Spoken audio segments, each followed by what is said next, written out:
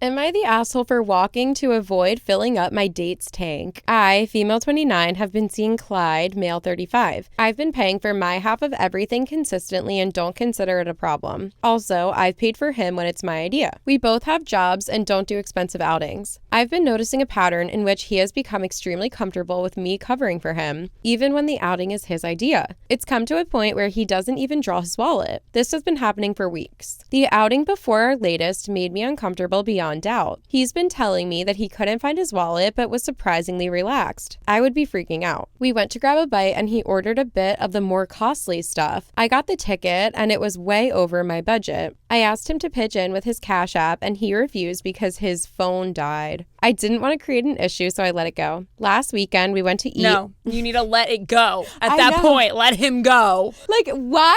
There are so many people in the world. I know it probably seems like there's only a few that are options out there for you when it comes to dating, but we need to get out of this lack mindset and this scarcity mindset. And when people act like total buffoons and take advantage of us, we need to move on. She already saw it. Yeah. And then she agreed to go on another date after she was like, I see it. And he was like, here, let me write it down for you so that you can read it and hear it. And now she knows and she still gave him another date. I'm sorry, continue. Like, what is it on like your scale of pros and cons? Something had to be worth it.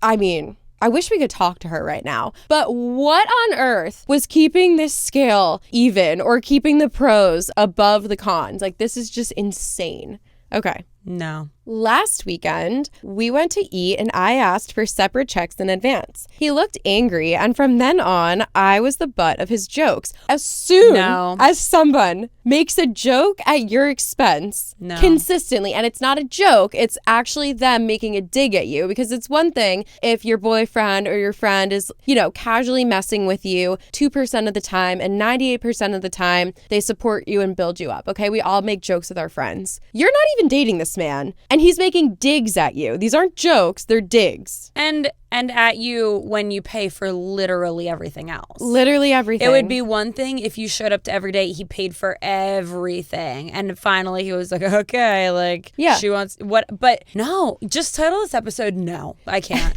And also, she's paying for her own stuff. The reason he's calling her cheap is because she's not offering to pay for his. Bitch, what about you? Why isn't he paying for her? No. Calling her cheap. Please. I'm flabbergasted. No. It was passive aggressive and the jokes were unrelated to the dinner bill. But then why are we still here? I was hurt because he said things about my weight. No. How many ticks are we going to add to the chart before she walks out and never speaks to him again? I would have been like, sorry, that's not my weight, that's my wallet. And then do that thing from the Cheetah Girls when Raven goes, cha-ching, cha-ching, bling, bling, bling. He stopped at a gas station on our way for him to drop me off. He asked me for gas money, to which I refused. Finally. His tank was half full and I was already 3 minutes away from home. I don't see why I would need to fill his tank since we wouldn't be seeing each other for a few more days. He got angry, took a detour, and had me listening to his rant for about 10 minutes. He called me stingy, frugal princess, and weak. No. He's so insecure. He is projecting so hard onto you. Pathetic. And he's obviously using you, but we don't even need to say that because everyone already knows. He's pathetic. I got out of his car at a red light and walked home for about 25 minutes, refusing to take his calls. I'm just picturing Elle Woods in Legally Blonde. Yeah. Warner's like, honey, Pooh Bear, get in the car. And she's like, no. He's like, you're going to ruin your shoes. And she's like, okay, I'll get in the car. He was waiting for me at the parking lot, but I said I wasn't interested in entertaining him and that I expected him to pay me the $70 he owes me from when he lost his wallet. His best friend who knows me has been spamming my phone. He says I overreacted and made Clyde feel horrible and inadequate. No, absolutely not. How could you do that? His little friends ain't worth your time, honey. Here's what you need to do, because you're 27, he's 35. I feel like sometimes when we get to this age where you're no longer in school, and if you don't work with these people, you only see them on like social media, maybe a dating app, maybe over texting. And I've witnessed this in my real life when people are trying to distance themselves from people that don't serve them, or just people that they feel like my time with this person has run its course, or we hate each other. I just feel like people forget that when you hit unfollow on Instagram and then block their number, unless this person is your neighbor or your coworker, when are you going to see them? Like, they no longer exist for the most part. I know that there are crazy circumstances where somebody won't leave you alone, and maybe that's a dangerous circumstance.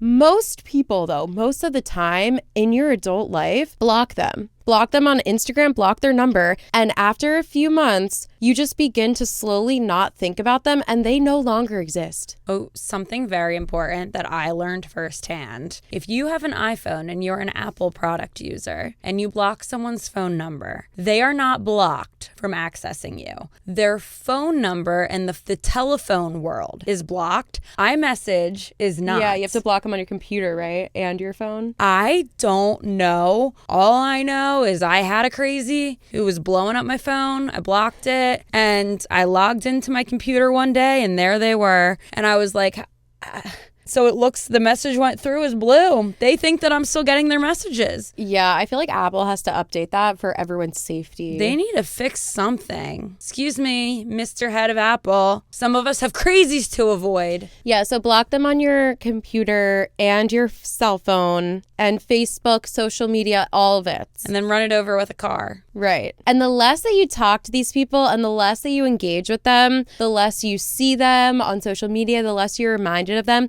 the less you're going to think about them. And then maybe you'll continue to think about this for a month. It'll still annoy you. And then 2 months, when you hit the 2-month mark, you'll still think about it sometimes and you'll still be like, oh, what a crazy guy. Like, I hate him. 3 months, you're going to be like, dude, that was so crazy. Like, F him. He sucks. 5 months, you're going to basically never think about it. And after 12 months, he's going to be an enigma. The memory of him is going to feel so far away that you're like, holy shit, I can't believe I ever went through that. That guy sucks. You just don't think about people when you block them. So these are 2 people that you need to remove from your life and do everything you can to distance yourself from them. Take it as a learning lesson and don't pay for shit for guys that don't give it back to you, or women. Maybe I'll end up dating his sister. She'll pay for everything. He sucks. No.